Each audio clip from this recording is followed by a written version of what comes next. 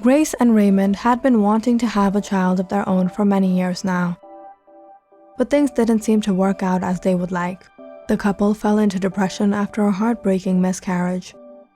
However, it was one special night after Grace was visited by something miraculous that she found out that she was to be a mother. Grace didn't know what she had witnessed that night, but she believed it was her guardian angel. Raymond was skeptic about Grace's superstitious claims, but he too was attracted towards faith in this power when he witnessed strange, unbelievable events take place during the months of Grace's pregnancy. Raymond couldn't deny the fact that Grace had been saved again and again by a presence that seemed to be there to protect her. The presence that she believed had gifted her with this child.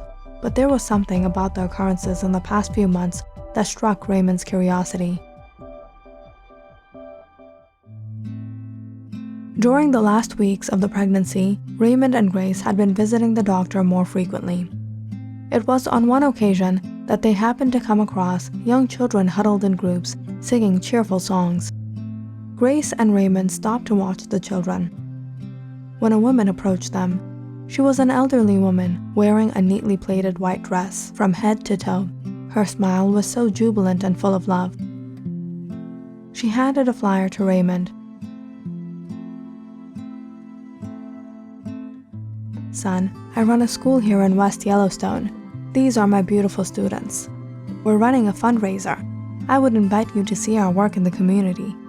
These children are truly blessed with talent." The woman looked at Grace and laughed. "Oh, how lovely! Looks like another little gift is soon to come," she said as she placed her hands on Grace's belly in compassion.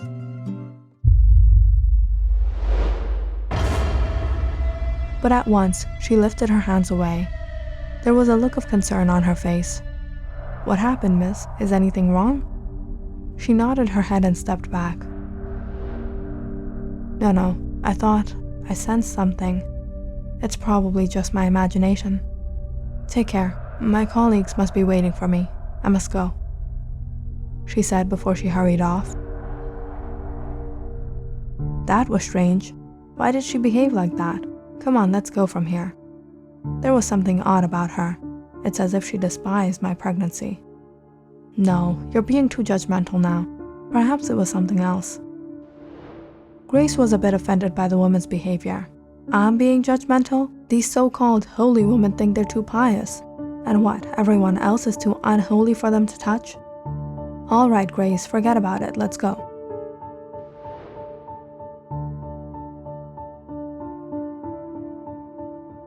Raymond just barely managed to cool Grace's temper, though he couldn't forget the woman's sudden reaction. The next day, he searched for the woman and requested to speak with her. "How may I help you?" "Miss, I was here with my wife yesterday. She is expecting, and if you would remember, you met her." The elderly woman looked at Raymond confused. "I've been searching for you all day. When you touched my wife yesterday, you said you sensed something.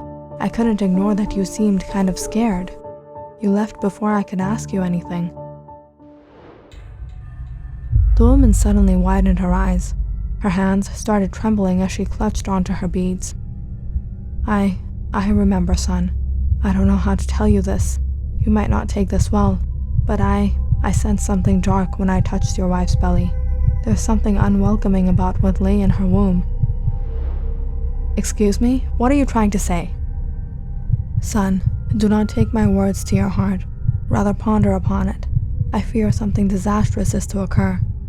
Save yourself, son. Save your wife. She's a lovely soul."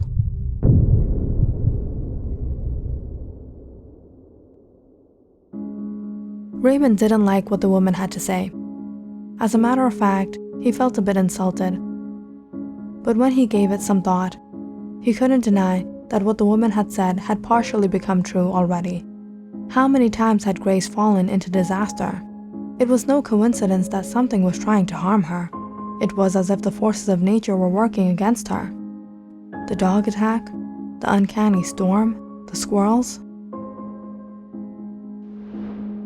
Suddenly, Raymond recalled the incident that occurred months ago.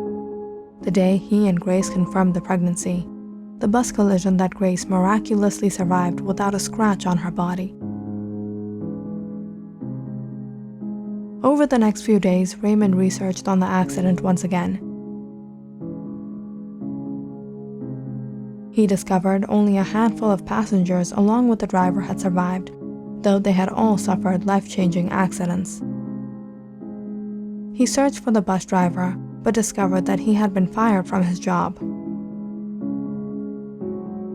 After about a week, he was finally able to find his whereabouts. The bus driver was taken to a rehabilitation center after the accident. Doctors suspected a head injury had caused severe damage to his mental health. The man was rumored to have lost his sanity, uttering unusual things. Raymond traveled to the rehabilitation center to meet the man. "Mister, I'm Raymond Alger. The day of the accident, it was my wife who had been saved. I've watched the footage again and again, and I can find no explanation to how it was possible. But you were there. You were in the bus, driving it. You must be able to give me some insight." "You will think I'm crazy, just like the others. If I didn't need to stay here, I would have hunted down that thing myself. I can never forget that day. There was something standing in front of your wife.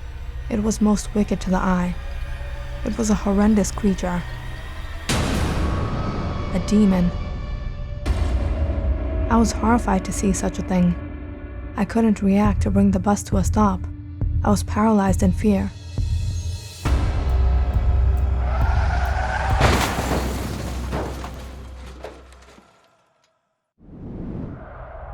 It was then that the bus suddenly swerved on its own. I had nothing to do with it. This was the work of that demon. It harmed me, and it had taken the lives of so many that horrible day."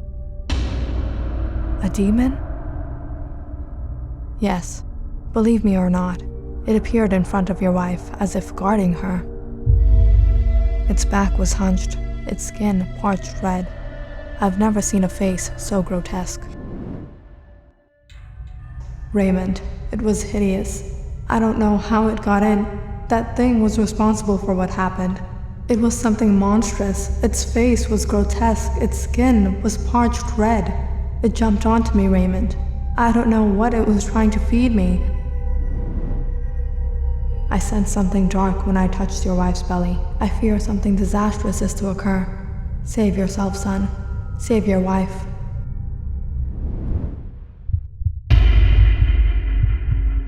Raymond suddenly began to sweat. Anxiety made his heart race and his hands tremble. He quickly left the rehabilitation center and headed towards home. It was as if everything suddenly made sense. This was no guardian angel. This was an unholy demon protecting Grace. Or rather, protecting what thrived in her womb, and something unholy would never work to protect what is good. There had to be a way to stop this. Grace was all alone at home, waiting for Raymond, when suddenly she began to have severe pain in her stomach. It was sooner than later that she figured the time had come. In a panic, she tried to call Raymond, but she couldn't reach him. When the pain became unbearable, Grace called an ambulance. It was moments before the paramedics arrived and took her to the hospital. Grace's health was deteriorating rapidly. The doctors were awed by her condition. They had no choice but to prepare Grace for a C-section.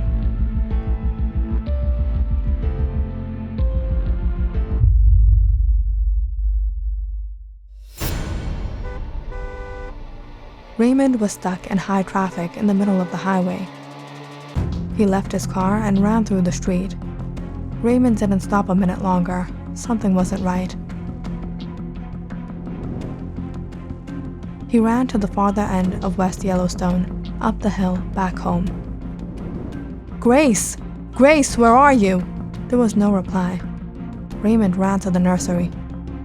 "Grace!" But the nursery was empty. Suddenly, Raymond felt something shift behind him. He froze on the spot as he sensed a presence nearing him. "Who are you, and what do you want from me and my family?" The room filled with a menacing laughter. "What has been destined is bound to occur. I am but a mere servant of my Lord, and I cannot let anyone come in the way of the Lord's orders."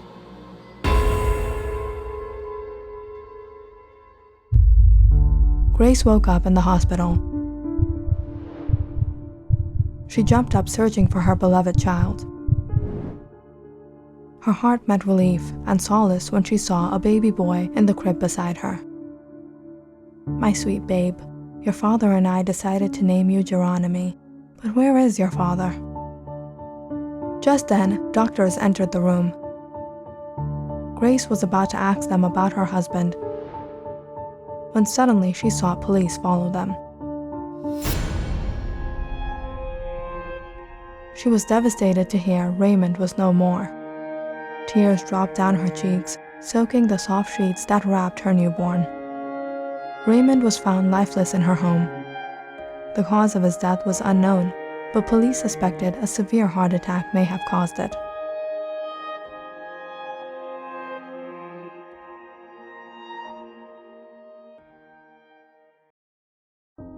Grace returned home after a few days with Geronimi. She was heartbroken. As one happiness entered her life, another left her forever. She took care of her child, the last memory Raymond had left behind. But every time she looked at Geronimi, she couldn't help the tears when Raymond's face flashed before her eyes. His first year went by with much difficulty. Grace was tired and weak of having to take care of the child all on her own. There was something about Geronimi that was different. It was as if he was a source of trouble for Grace, but Grace overlooked everything. Geronimi was but a baby.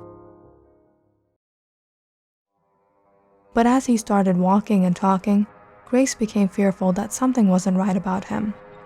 Geronimi was only 2, but he often kept to himself, in the nursery where he played for hours on end. Grace was horrified one day to see that he had decapitated all the dolls she had gotten for him. For days, she had been smelling something odd in the house. She couldn't understand what it was until she found Geronimi playing with birds' claws. Grace found the remains of small birds hidden inside his toy box. But the worst of all was when she found Geronimi had taken out the family album he had scribbled on each and every picture of his father. His eyes and his heart blackened out.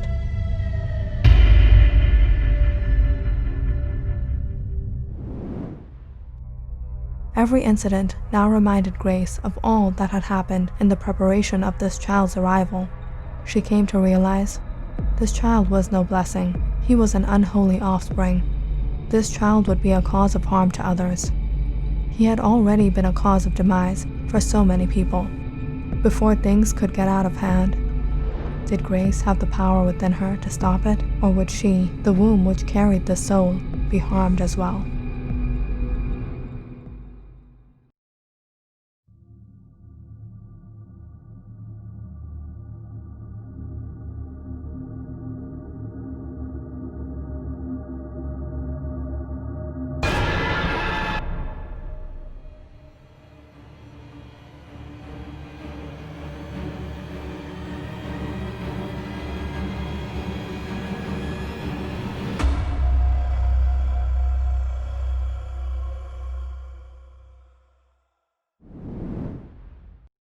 We have a new member to the family at this orphanage. His name is Geronimi Alger. Both his parents passed away. He shall be born to 2 who will sacrifice their life because of him. But they will not be saved themselves, for he is born to serve none other than the mighty power. He will not hesitate to take a life or give a life for his cause. They say something horrible is to occur the day the lonely one is to rise above all. This child, We have to change his name. No one will want to adopt him after learning about the demise of his parents. Both passed away from a strange phenomenon. He will obey his command, and only his. The clever warrior, as will his name represent. He will be the son of Alger. Within his blood runs the thirst to serve his lord, for he will be the mighty knight of the Dark Lord.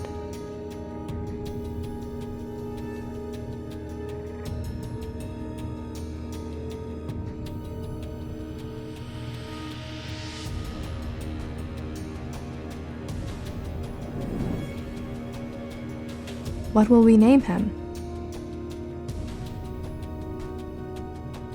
Let's name you Vincent Pierce.